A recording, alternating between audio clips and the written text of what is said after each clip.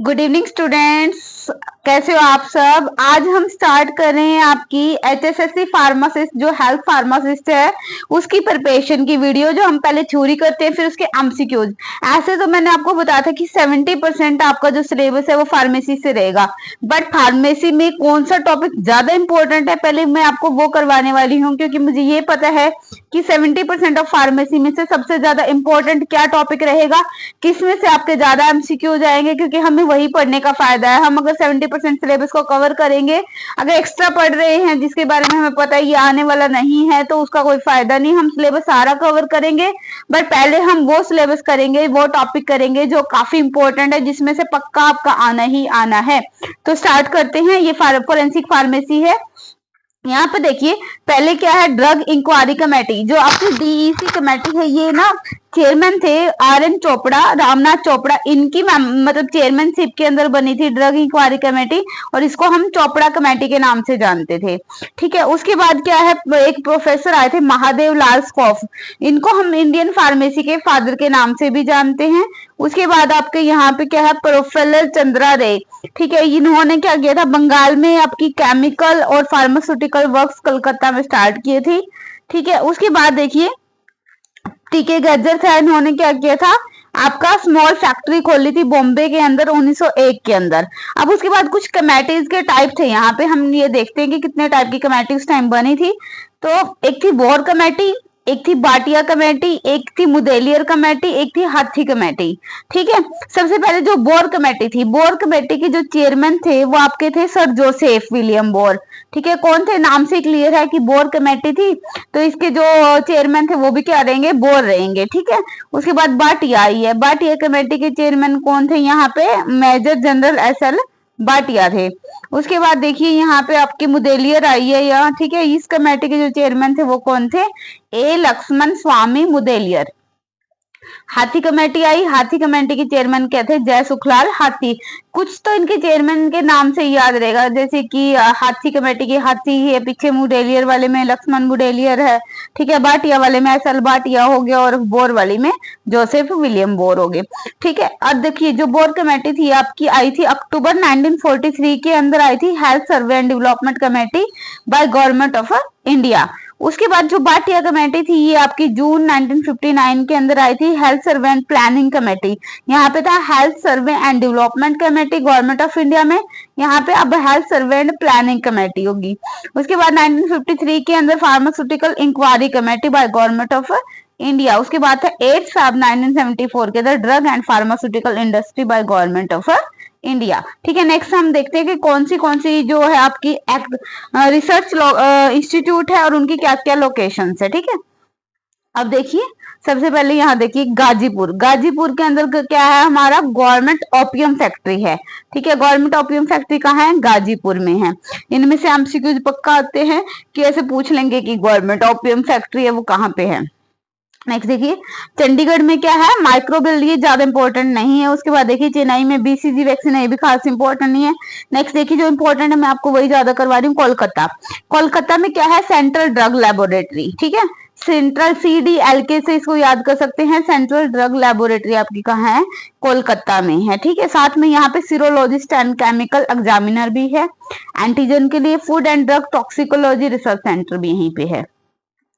Next देख लीजिए लखनऊ, लखनऊ में आपकी सेंट्रल ड्रग रिसर्च इंस्टीट्यूट है। क्या है, central drug research institute CDRI, ये लखनऊ के अंदर है। साथ में यहाँ पे इंडस्ट्रियल टॉक्सिकोलॉजी रिसर्च सेंटर भी है, पर ज्यादा इंपॉर्टेंट ये रहेंगे आपके कि जो सेंट्रल ड्रग लेबोरेटरी है वो कहाँ रहेगी, कोलकाता में, और central drug research institute Lucknow में।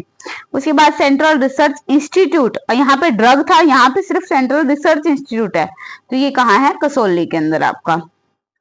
इसमें सीरा है, सॉल्यूशन ऑफ सीरम प्रोटीन्स है, इंजेक्शंस है, ठीक है, वैक्सीन है, टॉक्सिन्स है, इन सब की टेस्टिंग होती है। उसके बाद देखिए इज्जत नगर में क्या है, वेटरनरी रिसर्च इंस्टीट्यूट है, कहाँ पे, इज्जत नगर में। नेक्स्ट देखिए गाजियाबाद, गाजियाबाद के अंदर आपके पास क्या है, यहाँ पे सेंट्रल फार्माकोपिया लेबोरेटरी, जो कॉन्डम्स के सैंपल लिए जाते हैं वो गाजियाबाद में लिए जाते हैं। पुणे में क्या है, एक तो नेशनल एड्स रिसर्च इंस्टीट्यूट है, एक ब्लड ट्रांसफ्यूजन, जितनी भी ब्लड ट्रांसफ्यूजन और इम्यूनोलॉजी से रिलेटेड है वो भी आपके पुणे में है, और वीरोलॉजी जो वायरस वगैरह उनकी नेशनल इंस्टीट्यूट भी कहाँ है, पुणे में है। ठीक है, अब आ गए बॉम्बे और मुंबई। मुंबई में क्या है, एंटेरो वायरस रिसर्च सेंटर है।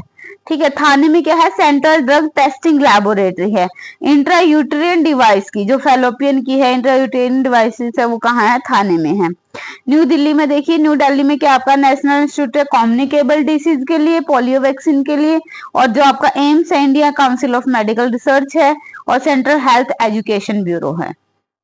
ठीक है, उसके बाद जयपुर। जयपुर में क्या है, national Ayurvedic institute. Ayurvedic institute का आपका जयपुर के अंदर है। उसके बाद देखिए जिनेवा। जिनेवा में क्या है, WHO का हेडक्वार्टर है आपका। पेटेंट ऑफिस आपका कोलकाता में है।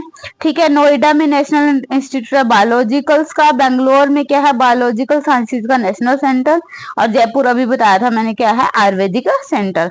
तो ये क्या है, आपके कुछ रिसर्च इंस्टीट्यूट है जिनमें से मेनली आपके इंपॉर्टेंट क्या रहेंगे, एक ये रहेगा सेंट्रल ड्रग लेबोरेटरी, एक central drug research institute, central research institute. ठीक है, ये 3-4 है जो काफी ज्यादा इंपॉर्टेंट है आपके, आपको इन पे ज्यादा फोकस करना है। नेक्स्ट देखिए, हम पासिंग ईयर करते हैं हम डिफरेंट एक्ट्स की, कि कौन से एक्ट हमारे कौन सी ईयर में आए थे। तो सबसे पहले देखिए ओपीएम एक्ट। जो आपका ओपीएम एक्ट आया था वो 1857। इनमें से बहुत ज्यादा एमसीक्यूज आपके बनेंगे, क्योंकि कई बार एक्ट की जस्ट यही पूछ लेते हैं भाई ये वाला एक्ट है कौन सी ईयर में आया था, पासिंग ईयर क्या है इनकी। ठीक है, तो ओपीएम एक्ट 1857 में आया था। पॉइजन एक्ट आपका आया था 1919 में। ठीक है, डेंजरस ड्रग एक्ट ये आया था आपका 1930 में। ये आपको याद करने पड़ेंगे, इसको आप किसी भी टेबल की फॉर्म में बना के या कोई ट्रिक बना के कहीं पे भी आप इसको पेस्ट कर लेना पेज को, तो ये इसको हर रोज रिमाइंड करोगे तो याद हो जाएगा आपको।